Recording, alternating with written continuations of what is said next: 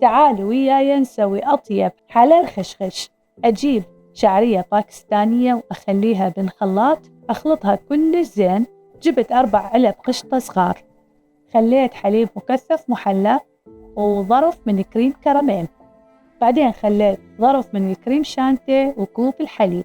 أخلطها كلش زين هالمكونات حتى تتجانس مع بعضها. جبت بسكت تورت اللي هو بسكت مالح، طبعا اللي يحب بسكت حلو يخلي، لكن أنا حبيت أخلي بسكت مالح حتى أوازن الطعم. خليت الطبقة الأولى غمست البسكت بالحليب، وراها راح أخلي الخلطة اللي أنا سويتها، بعدين راح أخلي فوقها الشعرية، وهاي خلصت الطبقة الأولى. الطبقة الثانية أسوي نفس العملية 3 أو 4 أو أكثر. بعدين أجيب الكيس اللي يكون ويا الكريم كراميل حتى أزين بيه الطبق، وتكتبوا لي بالتعليقات شلون طلعت، وألف عافية.